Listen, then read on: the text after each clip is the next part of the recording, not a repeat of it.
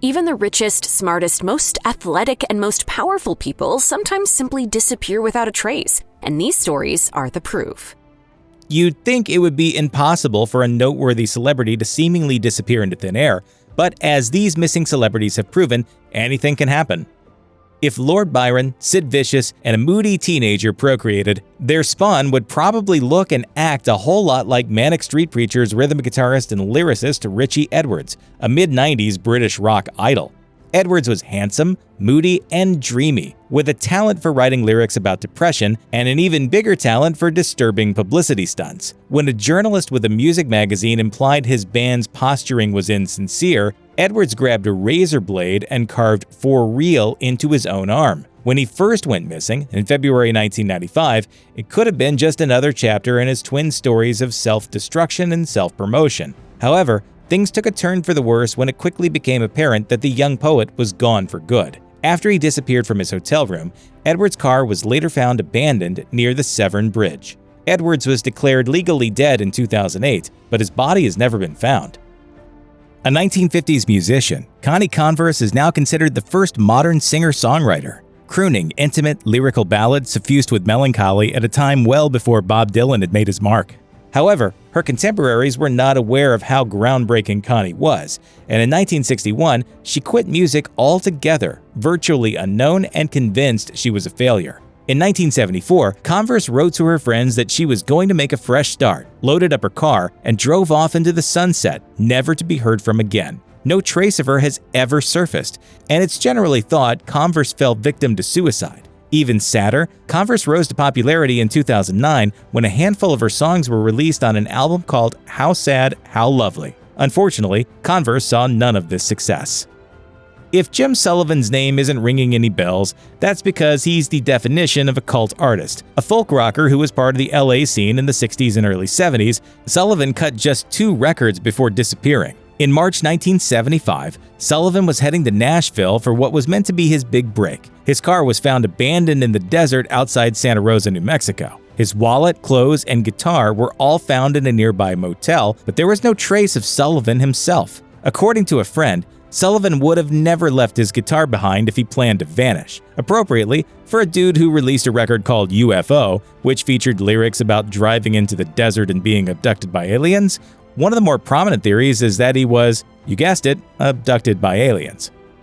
In the year 2000, Rico Harris was on top of the world. He was playing basketball for the world-famous Harlem Globetrotters, and before that, he'd been a top 100 college basketball recruit. But drinking kept him from reaching his potential, and he wound up out of basketball and began working as a security guard in LA. The final blow came in 2014 when he was fired for drunkenness. He left his mom's Los Angeles home to drive to Seattle and stay with his girlfriend, but his car was later found abandoned outside Sacramento. Sources close to Harris confirmed he was known for disappearing for days on end, but this time he was in a weird mental state. A backpack and phone were found on the roadside, but Rico Harris was nowhere to be found. Days after Harris vanished, people were phoning in sightings of a giant person walking alongside State Route 16. Footprints were found in the sand, but there was no sign of Harris. The LA Times suggests he was probably picked up as a hitchhiker. After that, who knows? Jim Thompson is arguably the most famous American to have ever lived in Thailand. A former agent for the Office of Strategic Services, Thompson moved to Thailand at the end of World War II. He set up a silk business, single-handedly turning Thai silk into a global commodity, and was known to be a socialite, throwing huge parties for Bangkok's rich. In 1967, Thompson left Bangkok for a hiking trip in Malaysia. He set up camp in a bungalow, went on an afternoon walk, and never came back. Though Thompson was a soldier with field experience and the wherewithal to survive in the wilderness, he'd also made many enemies throughout his illustrious career, from competing businesses to the CIA, any one of whom would benefit from his disappearing. It's almost like a real-life game of Clue. Canadian band Loverboy was one of the biggest rock bands of the early 80s, with hard-charging hits like Hot Girls in Love and Working for the Weekend. Scott Smith was a founding member, staying with the group all the way until his mysterious and frightening disappearance at sea on November 30th, 2000. After playing with his band in Vancouver, Smith and his friends set out for Mexico on a 37-foot sailboat. As they sailed down the coast and neared San Francisco, the weather got rough. A 20-foot wave knocked Smith off the deck of the vessel and into the water. Coast Guard helicopters arrived within 20 minutes and dispatched 2 search boats, which scoured a 133-square-mile area to no avail. Smith's remains have never surfaced. Prepare to feel like an underachiever. Barbara Newhall Follett was a jazz-age writing prodigy who published her first novel at age 12. That novel was The House Without Windows, a mega-complex work that won rave reviews in the New York Times. Everyone who read the book agreed Follett was going to be the next great American writer. But after putting out just 2 novels, Follett was forced to give up writing when her father suddenly ran off with a younger woman, leaving Follett and her mother penniless. By age 16, Follett was working as a typist and fending for herself. She never wrote again. In 1939, at just 26 years old, Follett had an argument with her husband and left the house. She never returned, and no trace of her was ever found. Her husband barely bothered to look for her, and her mother reportedly didn't discover her daughter was missing until 1952. Even stranger is the fact that the press wasn't alerted until 1966. By then, they were probably asking, "Barbara who?" Before he changed his name, Bison Dele was better known as basketball player Brian Williams, a 6'11" man-mountain who left a trail of fire and bruised egos through the NBA. He was also famously eccentric. When he quit both basketball and the United States at the age of 30, he went on an endless nomadic voyage through Asia, living as a kind of wealthy hobo while writing beat poetry. On July 7, 2002, Dele set sail on his private boat from Tahiti to Hawaii with his girlfriend Serena Carlin, his brother Miles DeBoard, and ship captain Bertrand Saldo. Dele, Carlin, and Saldo were never seen again. 2 months later, DeBoard was arrested in Phoenix trying to buy gold with one of his brother's checks. Released on bail, he took his own life via insulin overdose just across the Mexican border. Authorities believe he slew the other 3 and dumped their bodies in the Pacific, but only the sea knows for sure. Legendary Chicano activist Oscar Zeta Acosta was a big man with even bigger appetites. Immortalized by Hunter S. Thompson as Dr. Gonzo in the classic novel Fear and Loathing in Las Vegas, Acosta was later portrayed by Benicio del Toro in the 1998 film adaptation. By then, however, Acosta had been missing for decades. In 1974, he visited his ancestral home in Mexico and simply vanished. Thompson spent years trying to find out what happened to his friend, eventually concluding that Acosta had been the victim of a drug hit or possibly even a political assassination. Others think he might have suffered a nervous breakdown and gone off the grid. The truth will likely never be known. It was one of the most shocking events in Australian history. On December 17, 1967, the nation's leader went out for a swim in the ocean and was never seen again. Prime Minister Harold Holt was 2 years into his term when he vanished into what friends called the highest surf they had ever seen. Holt was presumed drowned, but his body was never found, in part because there was no official government investigation. That's because laws at the time made it illegal to conduct an inquest without a body. That fueled numerous conspiracy theories, with his disappearance attributed to everything from a CIA assassination to shark attack. Finally, in 2005, an investigation officially concluded he had, in fact, drowned after all. John Bingham, the 7th Earl of Lucan, was a British lord so dashing, he was once considered for the role of James Bond. Turns out he would have made a lousy movie hero. On the night of November 7, 1974, Lord Lucan attempted to slay his wife, Veronica Duncan, after a bitter separation and custody battle. She survived, but their nanny wasn't so lucky. Lord Lucan fled and was never seen again. His abandoned car was found, filled with incriminating evidence, including the murder weapon, but no sign of the man himself was ever found. Some believe he fed himself to a tiger, while others think he fled to Africa or India and lived out his days in secret exile. Lucan was officially declared deceased in 1999, but a certificate wasn't issued until 2016, finally allowing his son to inherit the title, 8th Earl of Lucan. Errol Flynn was one of the most famous movie stars who ever lived. His son Sean Flynn struggled to get out of his father's long shadow, and those efforts may have cost him his life. Sean appeared in 10 movies, but they were mostly bombs, and his acting career never fully took off. Hoping to prove he was his own man, Sean became a Time magazine war correspondent and flew to Vietnam.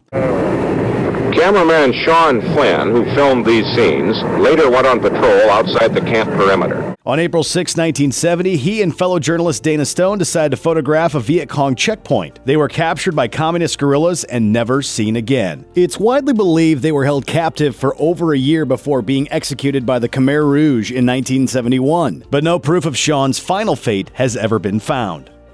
One of the most acclaimed authors in American history, the true story of Ambrose Bierce's disappearance really is stranger than fiction. In 1913, despite not speaking a word of Spanish, Bierce traveled to Mexico to report on the revolution and joined Pancho Villa's army as an observer. In December, he reportedly wrote a letter saying he was heading to an unknown destination. He couldn't have been more right. Nobody knows where he went or what happened to him, as he was never heard from again. Various theories suggest he was executed, or was shot during a battle, or even that he ended his own life and the rest was a cover story made up by his assistant. It's a mystery that will likely never be solved. At the time he went missing, Hale Boggs was one of the most famous politicians in America. A Democrat from New Orleans, Boggs had sat on the Warren Commission investigating JFK's assassination before becoming House Majority Leader during the Nixon years. Even though he looks black and white here, he had a personality that you could call colorful. He verbally attacked J. Edgar Hoover in Congress. He was thought to be an alcoholic, and he became famous for doubting the lone gunman theory of the JFK shooting. So yeah, Hale Boggs, kind of a big deal in 1972.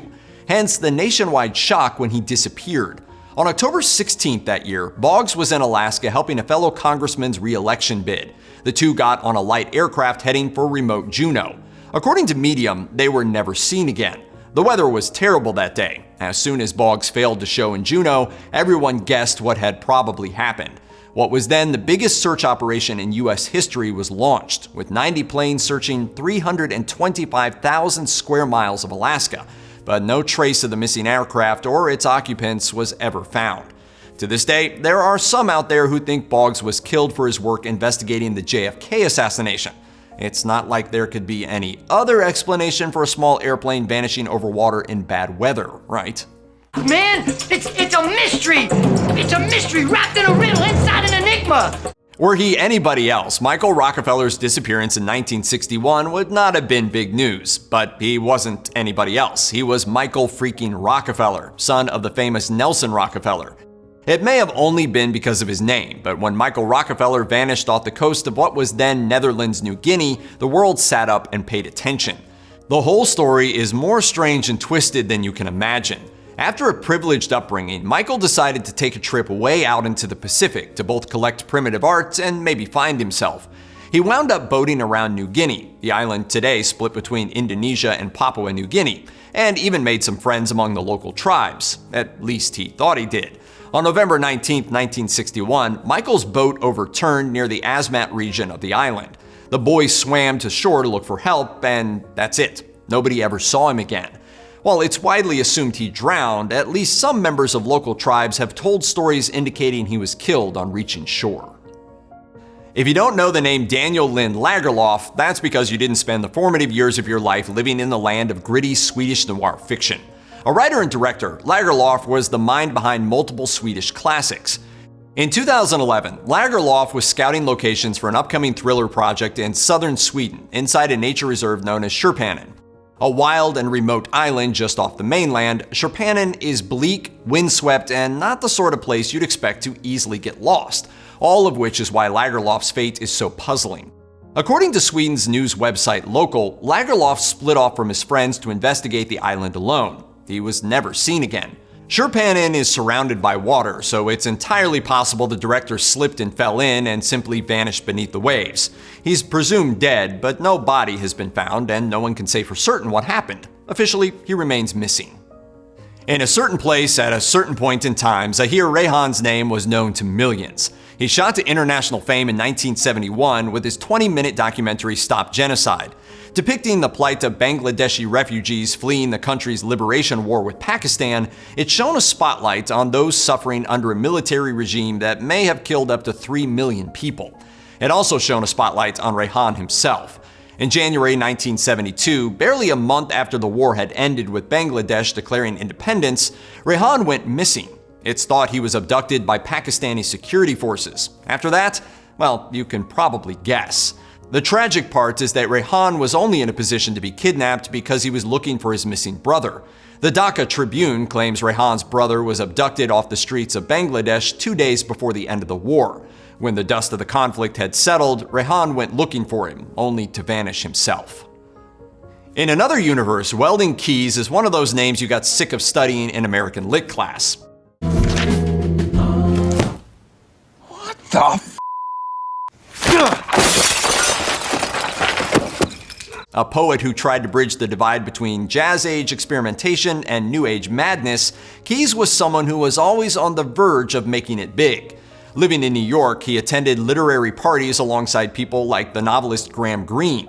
But Kees never became famous exactly. The sad part was he disappeared too soon for that. Kees spent decades failing to break into the literary scene, and by 1955 he was gloomily talking about vanishing off to Mexico and never returning. In July of that year, he told his friend Janet Richards things are pretty bad, and mentioned going away. After that, he up and vanished into legend. The next day, July 19, 1955, Kees's car was discovered by the Golden Gate Bridge. His wallet, sleeping bag, and account savings book went missing along with him. Who knows, maybe Kees managed to forge a new life down south away from all the pressures of literature. These royals mysteriously vanished, and they probably won't be showing up anytime soon. As far as Byzantine empires go, Constantine XI's life was kind of rough. According to historians, when Constantine came to the throne, he pretty much knew that his life was going to be a series of battles. He knew he'd have to fight the Turks, and he was pretty sure his empire would eventually collapse. Imagine if you spent your days never making any progress and eventually dying in the line of duty. You'd probably take a pass on the whole ruling an empire thing. The last time anyone saw Constantine was at the fall of Constantinople. He pretty much knew he'd lost the battle, so he jumped into the fray along with all his common soldiers. As for what happened next, stories differ. In some versions, he avoided capture by asking one of his soldiers to kill him. In others, he escaped by boat, but since Constantine threw his royal emblems aside when he leapt into battle, it seems most likely that he just died alongside with the other common soldiers. Legend says Rome was founded by twin brothers Romulus and Remus, who were raised by a she-wolf after their uncle tried to have them killed. The story goes that in 753 BC, the brothers started Rome, and then Romulus ruled it for nearly 40 years. One day, Romulus went down to the Temple of Vulcan to talk to some senators and promptly disappeared. There are a couple different versions of the story. In one, a cloud engulfs him and he's just never seen again. That's super dramatic and cool, but it also really doesn't seem very likely. In another version of the story, a solar eclipse comes along, and when it's gone, so is Romulus. That one doesn't seem likely either. Romulus was most likely just assassinated by the senators, who then made up the cloud story. What finally ended the debate back in ancient Rome was the sworn testimony of Julius Proculus. Julius said that when he last saw Romulus, Rome's co-founder told him he'd actually been a god all along and he was going back to the heavens. The Romans figured that was plausible, and it was settled. Royal succession in the old days was supposed to be pretty simple. The king has a prince, the prince becomes the king, and then the new king makes more princes. But what happens when the king doesn't have any sons?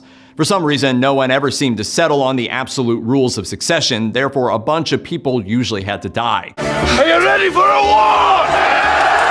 This kind of thing happened in 1190 AD when the childless King Richard I of England decided to make his nephew Arthur, Duke of Brittany, heir to the throne. Then Richard went off to crusade and died on his way back. In his brother's absence, Richard's younger brother John decided he'd love to be king. Arthur, only 12 years old at the time, wasn't cool with that. Naturally, this meant war. John defeated Arthur, and for a while it looked like he planned to spare his nephew's life. Then in 1203, Arthur disappeared. One story goes that John killed him with his bare hands when the boy said something snarky. In another, it was Arthur's jailers who killed him, mostly because John told them to. Either way, John certainly had something to gain from killing his rival. As with a lot of historical mysteries, though, we might never solve the whodunit.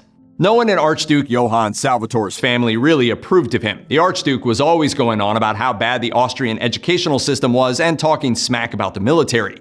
His family wasn't all that impressed with his liberal way of thinking, and Johann didn't seem too impressed with their lifestyles either. Johann didn't really care for the whole royal thing, and in the late 1880s he gave up his title and married a dancer. This was extra scandalous at the time because royals were only ever supposed to marry other royals. Not long afterward, Johann got a captain's commission and purchased a cargo steamer with the intent to travel to South America. Johann and his wife were last seen at Cape Tres Puntas on July 12, 1890. Conventional wisdom says their ship probably sunk during a storm off Cape Horn, but with no witnesses, there's really no way to know for sure. Still, Johann wasn't actually declared dead for more than 2 decades. Rumors that he lived under an assumed identity in Norway and thus has heirs that can claim his lands have persisted ever since. By the time Julius Caesar came to power, it was fairly well established that the Romans' purpose was mainly just to crush enemies and dominate the world. So Caesar did what was expected of him. He conquered nations and championed the Roman way of life. One of the first territories on his list was Belgica, where modern Belgium is today. Caesar introduced himself to the region by conquering them and selling a bunch of them into slavery. A few years later, he sent his legions into the region to establish winter quarters and got his butt kicked by a tribe called Eburones, led by a king named Ambiorix. Within a year, Caesar and his legions had put down the uprising for good, but after his last stand, Ambiorix was seen running off into the forest with some guards and was never heard from again. According to legend, his people resettled among the German tribes. As far as history remembers, the Romans never did track him down. Today, the Belgians consider him a national hero. Cleopatra gets a lot of love, but her children are hardly ever mentioned. She had 4 of them, but when Octavian defeated her in 31 BC, she famously committed suicide, leaving the kids to fend for themselves. Octavian had Cleopatra's oldest son murdered, so that was that. Then he took the younger kids, Alexander Helios and Ptolemy Philadelphus, to Rome. He spared their lives, but still paraded them around the city in golden chains. After that, the kids were sent to live with Octavian's sister. Then, as far as history is concerned, the 2 boys sort of fall off the face of the earth. We know that Cleopatra's daughter went on to become a queen in her own right, but no one knows what happened to the boys. Hereward was kind of the black sheep of his family. His father exiled him from England when he was 18, which was the medieval version of kicking your kid out of the house for obnoxious behavior. For a while, he worked as a mercenary soldier, and then he heard about the Norman conquest of 1066 and figured he'd better go back home. When he arrived, he found that his family had been murdered and their lands had been given to some random Norman guy. After that, he sort of lost it. With the help of just one follower, he killed 14 Normans and then went on to lead a rebellion against William the Conqueror. William was concerned enough about Hereward that he enlisted the help of a witch, which seems pretty extreme for a Christian king. In the end, the Normans were able to defeat Hereward by bribing someone to help them get across the marshes where he was hiding. No one knows what happened to Hereward after that. Some stories say that William eventually pardoned him, which really seems pretty unlikely. Other stories say he lived as an outlaw until he was killed by the Normans. Either way, things didn't exactly turn out great for his cause. William remained king, England remained Norman, and that random Norman guy still had all of his land. Today, the eldest son of the King or Queen of England holds the title Prince of Wales, but once upon a time there was an actual Prince of Wales, and he was actually Welsh. The kings of England almost universally did not like the fact that the Welsh were running around Wales being independent. In 1282, Edward I finally put a stop to that, taking down the last Prince of Wales. The Welsh never really got over this, and 100 years later, a soldier named Owain Glyndwr decided to start a rebellion. The people of Wales got behind Owain and abandoned their universities, farms, and even their places in the English army to join him. By 1400, he'd reclaimed the title Prince of Wales, but the Welsh never did have a whole lot of luck against the English. It was all sort of destined to fall apart. In 1406, he lost the Battle of Pool Melon, and by 1410, he was an outlaw. Most outlaws are caught eventually, but not Owain. No one ever gave up his hiding place, and he probably died in peace and relative safety. He lives on in his banner, which the Welsh like to fly when they want to annoy the English. Sebastian of Portugal was a religious fanatic and heir to the throne of Portugal. He was educated by the Jesuits and believed that it was his destiny to take down the Muslims. Destiny aside, Portugal was not exactly keen on starting a deadly war. That changed when Sebastian took power in 1568. 10 years later, he was ready to lead an army to Morocco, where it turned out his fellow countrymen were right to worry about the war, and so ended Sebastian of Portugal. Mostly. History doesn't remember what happened to Sebastian after his defeat in Morocco. It's likely he died in battle, but when history is vague, there are always people who want to fill in the blanks. 4 different people tried to impersonate Sebastian of Portugal between 1584 and 1598. And after that, people just hoped he'd come back someday. That hope gave rise to an entire messianic faith called Sebastianism. The followers of this faith believed that Sebastian would one day return, and so far they're still waiting. Nefertiti was married to the pharaoh Akhenaten, and she ended up quite a bit more famous than him. She had so much political power, in fact, that experts say she's depicted in ancient reliefs about twice as often as her husband. He didn't seem to really mind, though. After his death, he had her image carved into the 4 corners of his sarcophagus so she could protect his mummy, which basically meant he considered her a god. Despite this popularity, Nefertiti disappeared from the historical record about 16 years into her husband's reign, just a year before he himself died. Because historians love to speculate, there are theories that she either died or fell out of favor. Other theories suggest she took on a new name and ruled as co-regent after her husband's death. That certainly beats living as an outlaw or dying without fanfare, but some actual answers would be nice. Jian Wen was the second emperor of the Ming dynasty and the guy who almost wrecked everything for future rulers. When he came to power in 1398, he was mostly concerned with getting rid of all other Ming princes so he could rule over everything. During the first year of his reign, he took out several rival princes and was feeling pretty good about himself. Then he turned on his uncle, who was the Prince of Yan. His uncle said, "No thank you," and rebelled. The war lasted 4 years and ended when the Prince of Yan attacked the capital and burned down Jian Wen's palace. Sadly, when Jian Wen saw his uncle coming, he reportedly just hid in the palace, and he apparently was still there when it was all burned to the ground. Still, there are some people who believe he actually escaped. The truth will likely never be known. History is full of stories of explorers, archaeologists, geologists, and even physicists who ventured into places where few people have gone before and never came back. Vladimir Alexandrov wasn't just any physicist. He contributed to the mathematical model for nuclear winter, or the terrifying concept of the descending darkness that would accompany full-scale nuclear war.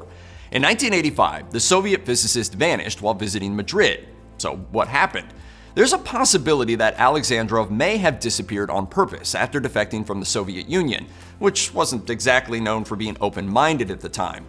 Others theorize that the whole nuclear winter idea might have been heavily promoted by Russia in order to convince US activists to protest America's nuclear weapons program, potentially crippling America's ability to defend itself in a nuclear war.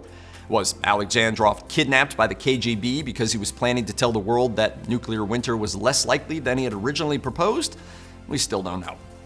Not all disappearances are related to controversial scientific theories. Sometimes, as was the case of Soviet-born mathematician and Penn State professor Boris Weisfeiler, things just went terribly wrong while hiking. In late 1984, Weisfeiler got tired of the cold winters in Pennsylvania and decided to go hiking in the Chilean Andes, never to return. The last time anyone saw or heard from Weisfeiler was in January of 1985. Not long after that, his backpack was reportedly found next to a river, and Chilean authorities concluded he drowned while trying to cross. Like all great mysteries, though, there were people who said otherwise. In 2000, documents came to light that suggested Weisfeiler might have been abducted and murdered after wandering too close to Colonia Dignidad, a cult-like camp run by expatriated Nazis, which had served as an internment and torture center for dictator Augusto Pinochet. The evidence was damning enough that 8 people were arrested in 2012 and charged with the kidnapping, but the judge eventually closed the case and set everyone free, citing statutes of limitations. The mystery remains unsolved. Extracurricular hiking tragedies aside, the most common way for a scientist to vanish is in the line of duty. That's what happened to Peng Jiamu, a biologist at the Shanghai Institute of Biochemistry and Cell Biology. In 1980, Peng led an expedition into the Lappner Desert, a dangerous landscape full of soft riverbeds and shifting sand dunes, which made for treacherous traveling conditions. On June 17th, Peng's team signaled the army that they needed a rescue as they'd run out of supplies. Soon after that, Peng walked out of camp, leaving only a note saying that he was going to look for water. He never returned. Chinese leaders diligently searched for Peng for 3 months, sending planes, helicopters, police, dogs, and hundreds of soldiers to scour the landscape. Peng had completely vanished, except for some footprints and a candy wrapper. Even though Peng had been exploring the area since 1956 and was fairly familiar with it, Peng's colleagues don't seem to find his disappearance that mysterious. The Lappner landscape could swallow someone up without a trace. Hillsides would sometimes collapse, burying everything nearby in an avalanche of shifting sands. Other expeditions into Lappner have found bodies, though to date none of them have turned out to be Peng. Rumors persist that Peng was dying of cancer and wanted to disappear on his own terms, or that he was murdered by a teammate after a dispute over resources, and even that he defected to the United States from communist China. But Peng has never been found. New Zealand cardiologist J.C.P. Williams noticed that a lot of kids visiting his practice shared some characteristics. In addition to their cardiovascular problems, they also had similar facial features and were especially friendly and outgoing. Today, we call this genetic disorder Williams syndrome, but most people don't realize that the doctor who identified it disappeared less than 10 years later. But was it intentional? Michael King's book, Wrestling with the Angel, says Williams was living with New Zealand poet Janet Frame in the late 1960s. But when he proposed marriage in 1969, Frame literally ran away. By the time she finally returned a week later, Williams had vanished. But maybe he wasn't technically gone? It was reported that friends met him in Austria in the mid-1970s. He renewed his passport in 1979, and even though his sister had the High Court of New Zealand declare him a missing person in 1988, there's evidence he might have been alive as recently as 2000, when Williams allegedly asked not to be included in Frame's biography. If those things are true, then Williams is likely one missing person who would really just prefer to remain missing. Thomas A. Much was the Associate Administrator for Space Science at NASA and the author of 2 books on the geology of the Moon and Mars. He was also involved in the Viking mission to Mars as the lead for the lander imaging team. In 1980, he vanished. Much disappeared while descending Mount Nun, a 23,000-foot peak in the Kashmir Himalayas. After slipping, Much reportedly fell hundreds of feet down the slope of the mountain, losing his glasses and hitting his head in the process. Maybe worst of all, he lost a crampon from one of his climbing shoes. He couldn't make any progress without the device, so one of his 2 companions went to grab a spare from camp. When he returned, Much was gone, leaving only his ice axe behind. After his disappearance, NASA honored him by renaming the Mars lander the Thomas A. Much Memorial Station. Much's body was never recovered. Acclaimed anthropologist Dor Bahadur Bista was a professor at a university in Nepal who was known for his work with traders in the upper Kalangandiki River Valley. He was also reportedly fond of trekking off alone into the wilderness where he could conduct his research in private. In the weeks before his 1995 disappearance, friends said he was upset over some negative responses to a book he'd just published. He'd also apparently angered a group who was opposed to his efforts to help empower lower-class Nepalese, and defamatory articles were published about him in local papers. He confided to one friend that he felt threatened and was considering leaving Nepal for his own safety. A few weeks later, he was seen boarding a bus. After that, he was never seen again. Hopefully, that bus took him somewhere safe, but we may never know. In 2007, Turing Award-winning Microsoft researcher Jim Gray launched his 40-foot sailboat in sunny weather on a voyage that was only supposed to take 1 day. When he didn't return that evening, his wife reported him missing. The Coast Guard searched 132,000 square miles of ocean off of San Francisco for 4 days, but found no trace of Gray's boat. His friends and colleagues weren't about to give up, though. The collective geniuses wrote software to help volunteers sift through thousands of satellite images in search of Gray's red and white vessel, and they enlisted the help of Google Earth satellites. The NASA Ames Research Center even volunteered to steer a high-altitude aircraft over the search area. Despite the technology and the tenacity of the participants, the weeks-long search turned up nothing, so Gray's wife hired an underwater search team to scan the ocean floor. That search also turned up nothing. Some people think the boat sank and fell over the continental shelf, where it would be impossible to find. But there aren't any good theories to explain why the boat might have gotten into trouble in the first place, especially considering the good weather and its captain's extensive experience. 5 years later, Gray's wife had him declared missing but presumed dead. Microsoft continues to give an award named in his honor. Jim was a unique person that he really was a networker. He could create communities and bring lots of disparate peoples together. In July 1994, biologist Ernst Priesner went out into the Bavarian Alps by himself to check some insect traps. Like everyone else on this list, he was never heard from again. Priesner was a well-known scientist who was interested in insect pheromones and was actively collaborating on some important works on the subject. After he failed to return home, search parties were organized, but also could not find him. His colleagues concluded he'd met with some kind of accidental death and declared it an irreplaceable loss for science, and countless joint studies still being conducted. His samples and studies were quickly divided up between other scientists, and with no other clues about where he ended up, that seems to be the end of the story. Percy Fawcett was a geographer and archaeologist searching for the city of Z, a lost civilization he believed was hidden somewhere in the Amazon. In 1925, he entered the jungle with 2 companions, 2 laborers, and a ton of supplies. After a final letter to his wife sent a month after entering the jungle, he was never heard from again. No one could believe he'd just vanished without a trace, and rumors and stories persisted for many years after his disappearance. Local tribes recalled stories of seeing them, while others admitted to killing the explorers decades prior and keeping their bones. While those bones didn't turn out to belong to Fawcett, more reports of various murders persisted, and still more stories about how they either starved to death or died from illness. Some of Fawcett's possessions were later discovered, but it was determined that they were from other expeditions. Even more complicated is Fawcett's last letter, in which he may have intentionally given his wife inaccurate coordinates for his last known camp, in order to prevent others from finding the city of Z. Interestingly, his lost city of Z kind of turned out to be a real thing. Since his failed expedition, archaeologists have discovered huge cities of stone fortified by walls hidden within the jungle, not too far from where he disappeared. You don't become an explorer if you don't want to discover new things, but sometimes with discovery comes great danger. Russian geologist Vladimir Rusanov thought that his discoveries, studying the coal potential of Svalbard, required passage through the treacherous Northern Sea route.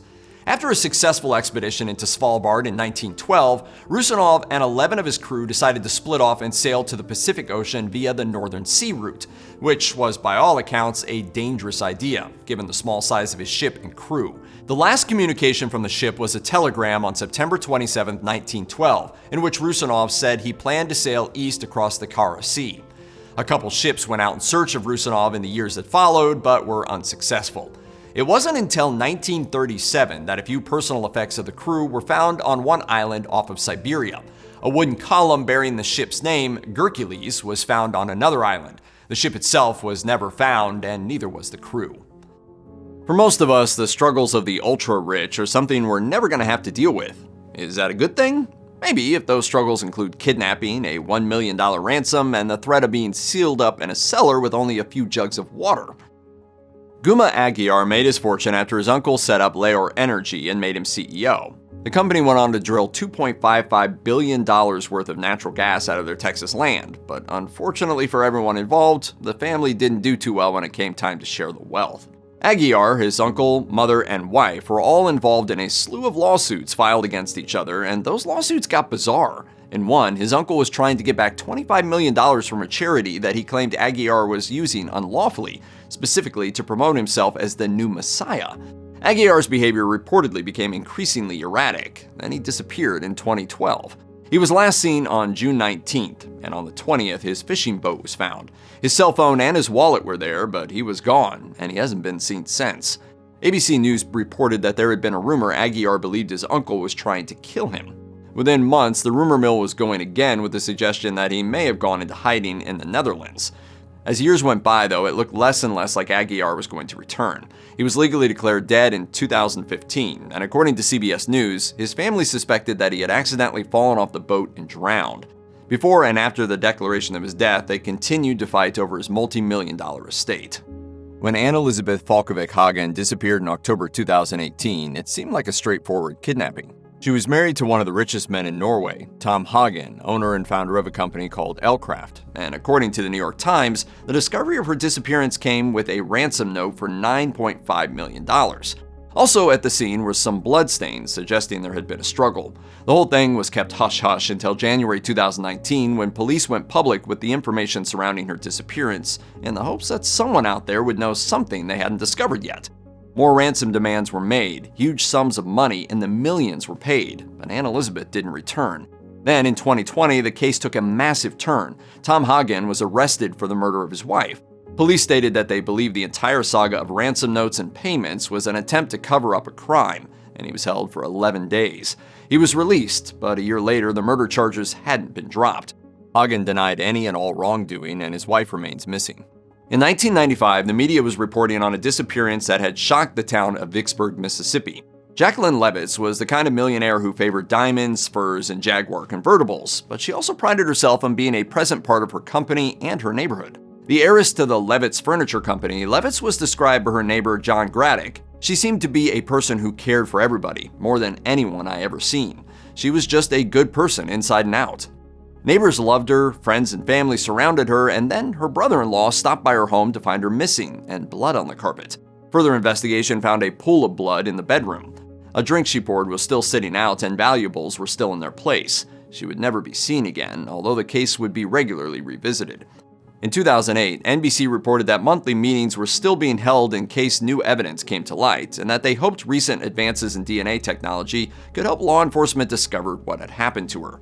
But in 2015, the Vicksburg Post published a piece on the 20th anniversary of her disappearance, rehashing all the evidence of the case that had all but ended when she was declared dead in 2001.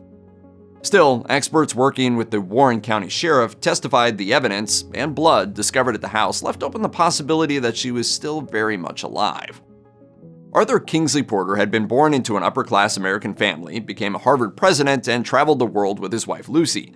They were both internationally renowned art experts and each worth millions. They had the kind of money that allowed them to buy Glenveagh Castle in Ireland's County Donegal. And then, in 1933, he disappeared from the nearby Ishboffen Island. The strange thing is that he was seen again, but that comes with a pretty big maybe. For decades, people reported seeing him as far away from his homes as Paris and even India, but others suggest that was just hearsay to cover the real story. It came out much later that Arthur was gay, and Lucy had agreed to open their marriage to another man. The problem was Harvard. At the time, they were holding a witch hunt to expel anyone, student or faculty, who was found to be gay, and it had already led to several suicides. It was amid this that the couple headed to Ireland, and he vanished. The official inquest decreed that he had accidentally fallen to his death off the island's cliffs, but reports of a mysterious boat in the area, and subsequent sightings, have led others to suspect that he faked his own death and headed to somewhere he could live free of persecution. There were never any official confirmed sightings of him again, and what really happened is still unknown. When Ambrose Small seemingly vanished into thin air in 1919, he left behind a fortune of about $2 million. Adjusted for inflation, that's the equivalent of around $30.5 million in today's money. Small had been born poor and rose to the top of the theater world thanks to his own sweet-talking business skills.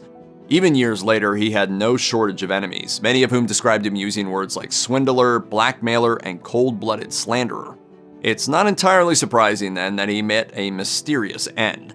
It was December 2nd when he dropped his wife off at the orphanage she volunteered at, then headed to his office. No one ever saw him again, but it wasn't until December 16th that his disappearance was reported to police. His wife, convinced he was just off with some other woman, had kept the whole thing quiet long enough that any obvious clues were long gone. An offer of a cash reward led to numerous sightings of Small, anywhere from playing roulette in a Mexican casino to being held as a prisoner of the mob. Newspaper headlines claimed his spirit had reached out from beyond the grave, that he'd been burned alive in a ship's furnace, or that he'd been in an accident that robbed him of his memory. The investigation dragged on for years, but no trace of him was ever discovered. Robert and Annie Laurie Herron met at the University of Alabama and married in 1940. They would go on to be wildly successful. Robert was at the head of Mississippi Valley Gas Company, Trustmark National Bank, and Lamar Life Corporation. His net worth was estimated to be in the neighborhood of $200 million, and unfortunately, that made them a target. Annie Laurie went missing on July 26, 1988, and given that she was suffering from an intestinal condition that was potentially deadly without medical care, it's likely that she's passed away since she vanished. Still, Robert held out hope. According to the Los Angeles Times, he paid the $1 million ransom that kidnappers demanded after, based on the information at the crime scene, breaking into their home and grabbing Annie Laurie. In September, he was sent a note determined to be written in Annie Laurie's hand, reading, "Bob, if you don't do what these people want you to do, they are going to seal me up in the cellar of this house with only a few jugs of water. Please save me, Annie Laurie." In spite of pain, Robert never saw her again. He died of heart failure 2 years after the kidnapping, and she was never seen or heard from again. She was declared dead in 1991, but her remains have never been found. I think about Mom all the time, and I'm sure my daddy does too. There's no real way to quantify. When Dorothy Arnold disappeared on December 12, 1910, it was a huge deal. She was from an ultra-wealthy family that proudly went all the way back to the nation's founding, including members of the U.S. Supreme Court, and was on the who's who's list of New York City's elite. All of that made the daytime downtown disappearance of the studious 25-year-old heiress that much weirder. Arnold left her house at 11 a.m., heading into the streets of New York City. She went to Brentano's bookstore, then met up with a friend named Gladys King.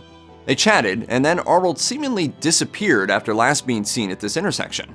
Strangely, the finality of her disappearance may have something to do with the reaction of her family, which was to cover the whole thing up. Instead of calling law enforcement, they called a lawyer who visited hospitals, morgues, and jails looking for her.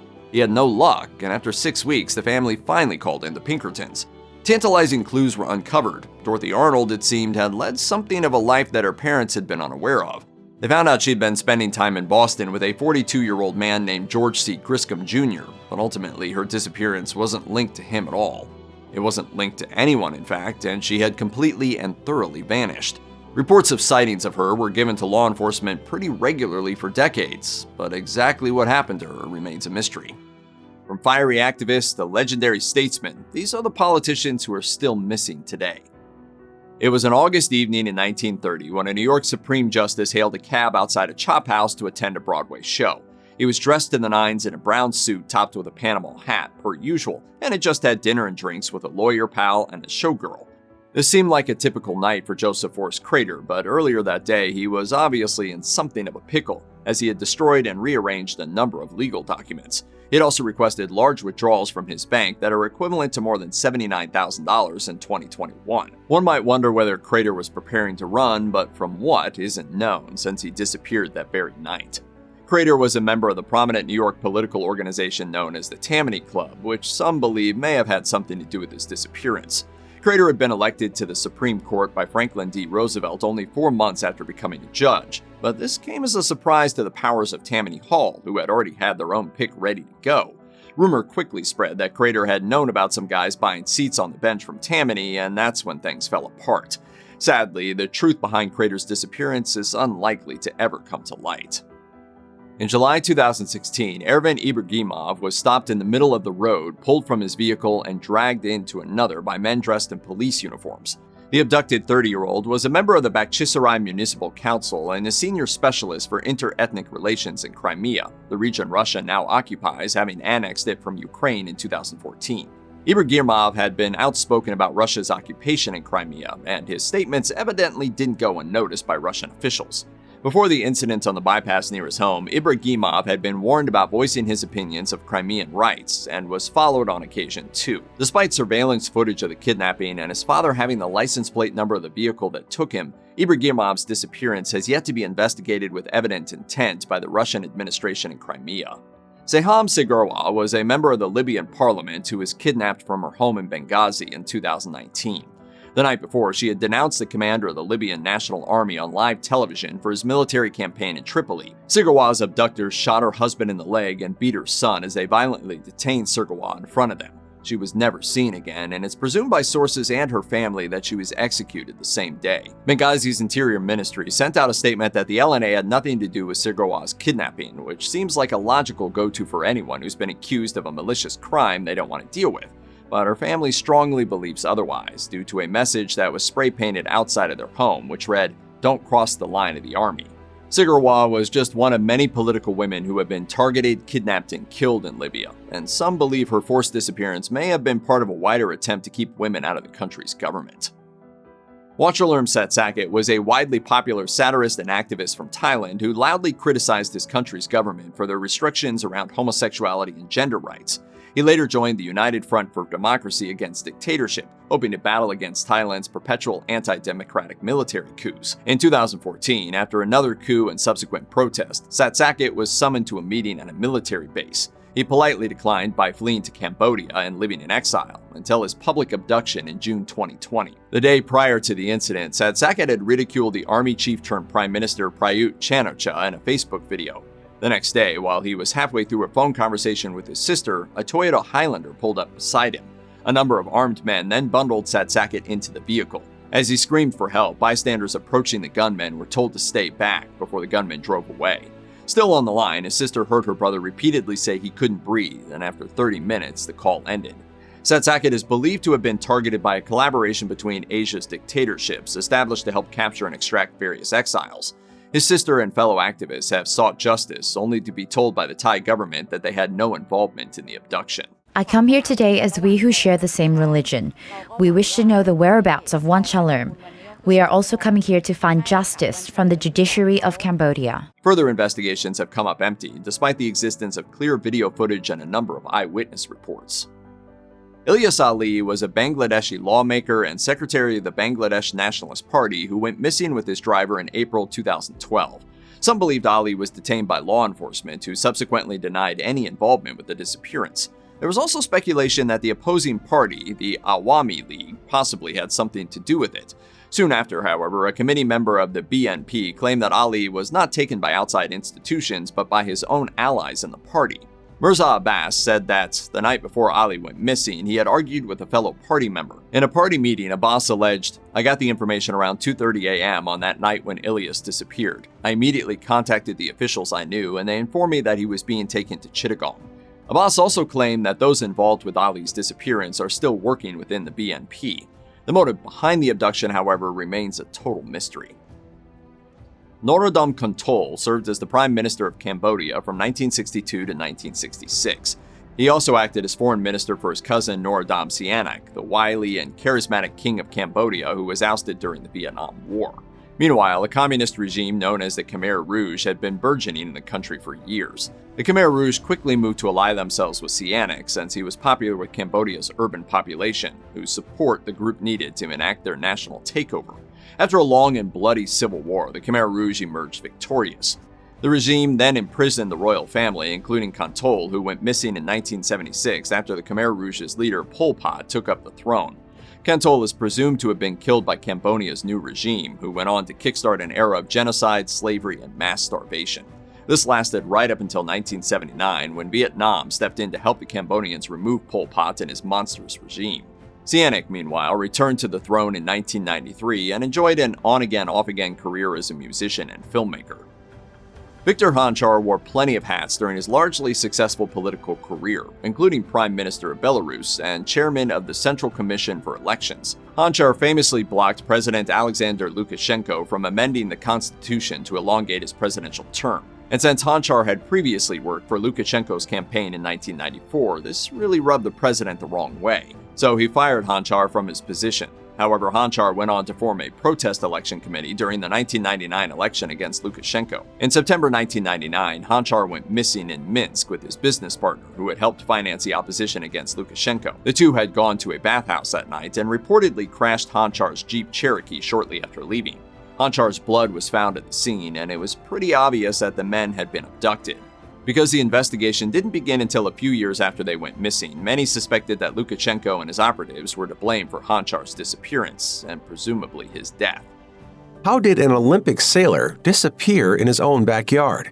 These are athletes who went missing and were never found. For athletes that come from countries with high levels of poverty or physical danger, international sporting events can offer something even more important than the chance to show off their athletic abilities. It can be a chance to claim asylum. This happens relatively often, with British tabloid The Mirror compiling examples from Olympic Games from 1948 to the delayed 2020 Olympics in Japan. In many cases, these athletes only disappear temporarily and then turn up again once they officially apply for asylum. One such example occurred during the Tokyo Games. An Olympic sprinter from Belarus defects and gets a humanitarian visa from Poland, where she plans to seek asylum. But this doesn't always happen. At the 2012 Summer Games in London, 7 athletes from Cameroon absconded over the course of the event, per The Guardian. A tour guide in the African country told the paper, "The conditions in Cameroon are very difficult. There are no opportunities here, and if you have the chance to go to the UK, it's understandable that you would want to stay there." 5 of those who disappeared were boxers, and they all resurfaced a week later at a gym in the British capital and were later granted asylum. But the remaining 2 athletes, women's soccer team reserve goalie Drusille Ngako and swimmer Paul Adinge, never turned up again. While they had valid visas to be in the country until November 2012, after that they would have needed to apply for asylum, and it appears they never did. The Seattle Times calls John Brisker a talented but volatile forward for the city's NBA team in the 1970s. After years of fighting, literally his nickname was the heavyweight champion of the ABA. Brisker eventually left pro hoops in 1975. 3 years later, he had become a father and decided to start a new business, an import-export venture that required travel to Africa, specifically Uganda. About a month after Brisker arrived on the continent, his girlfriend got a final phone call from him. He was in Uganda's capital, Kampala. That was the last time anyone ever heard from John Brisker. In the late 1970s, Uganda was in the grips of the psychopathic dictator Idi Amin.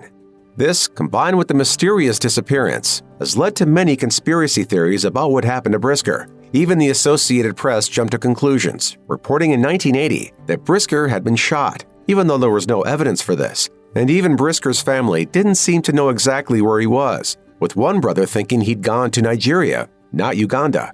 One of the craziest theories is he died at Jonestown, despite the cult being located in South America, not Africa. With no evidence for any of these theories, Brisker was finally declared legally dead in 1985. Canadian Bob Limburn was born in 1909, and despite living in a very cold and snowy country, Powder Pioneers, ski stories from the Canadian Rockies and Columbia Mountains, says that he isn't believed to have ever put on skis until he was already a teenager. Once he did, though, Glyndwr fell in love with it, even building his own ski jump in rural Western Canada. Within just a few years, he was competing, and after a bit of a rocky start, he began breaking records. Glyndwr made it to the 1932 Winter Olympics in Lake Placid, although he only placed 18th. This showing seemed to spur him on even more, and he dedicated himself to training for 1936. There would be no second Olympics for Glyndwr, though. In 1935, while practicing, he fell and hit his head. Olympedia says the resulting concussion was so bad it ended his athletic career. Over 20 years after his accident, sometime around 1957, Glyndwr went for a walk and never came back. Questions about his mental state at the time made it unclear if this was deliberate. While it is likely he died in the Canadian wilderness, there was no proof of what happened to him after he disappeared. Soccer in the 1980s and 90s was arguably rougher on and off the field than it is today. Pierre Bianconi, a defender for various European teams who was originally from Corsica, often went a bit too far. Bianconi was famous for his vicious tackles, and once, when given a red card for slapping a player, he ripped the card up in the referee's face before headbutting him. But he was also remembered as extremely caring. When fans invaded the pitch after a match, one was beaten by a security guard, so Bianconi ran over and fought off the guard. When a stand collapsed during another match, Bianconi ran straight into the rubble to rescue spectators. And he was devoted to his family, allegedly even planning to get sent off during matches occasionally, so he would have a few days to return to Corsica to see them. Bianconi was devoted to his island home, which was legally considered to be part of France. There were strong rumors Bianconi was part of the nationalist movement there, which wanted Corsica to secede from France and become its own country. So when Bianconi disappeared on December 29, 1993, rumors swirled that this affiliation had something to do with it. Just what it could have been is unclear, however. According to the French-language site Corsa Matin, Bianconi's sister remembers him being a bit more withdrawn than normal that holiday, but simply said he'd see her later before disappearing forever. As a member of the University of Oregon basketball team, Ergel Slim Wintermute was exceptional, leading the school to victory in the first ever NCAA basketball tournament in 1939. His coach Howard Hobson later said, "He was in his day the best center in the country. I've always said that he was the best defensive center I've ever coached.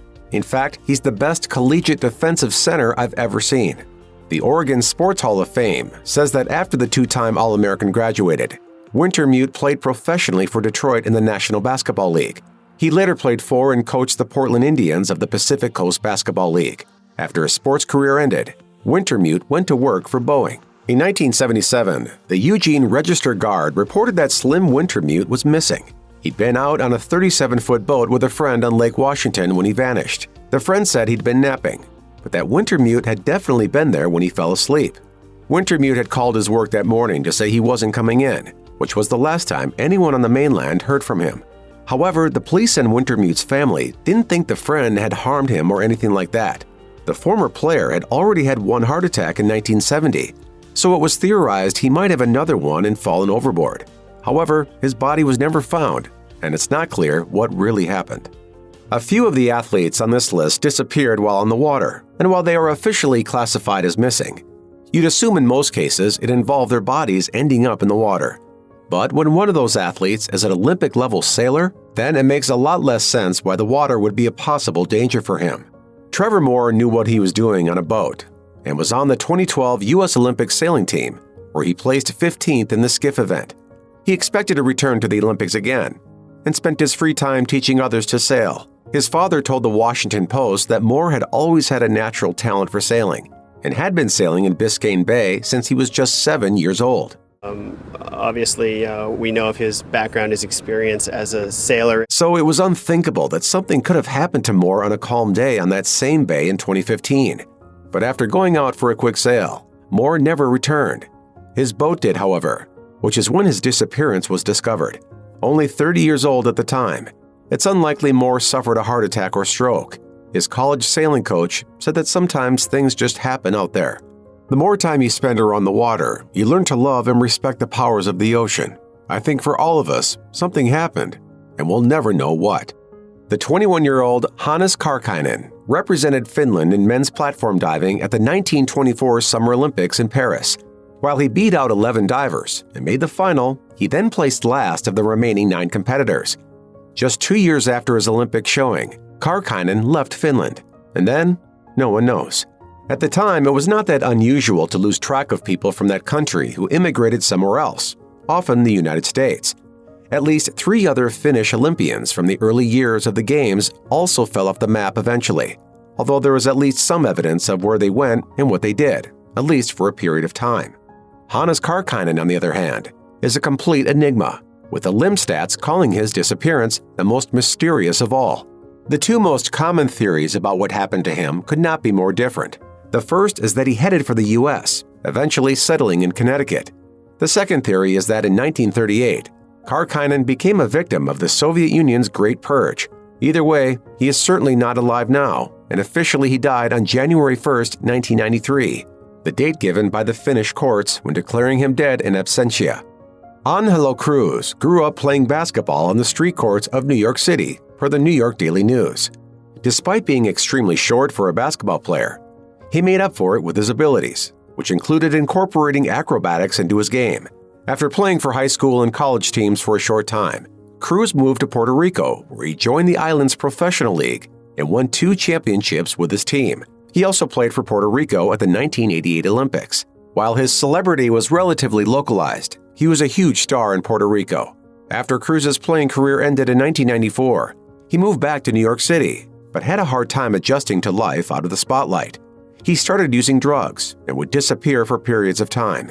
His son said Cruz would always turn up eventually, but then one time he didn't turn up. After 1998, none of his family or friends saw Cruz again. They have no idea what happened to him. While it's possible he overdosed and died anonymously or came to harm in some other way, it's also just as likely he is still alive. That's what his family hopes, and as of 2011, they were holding charity basketball games in his honor and to raise awareness of his disappearance.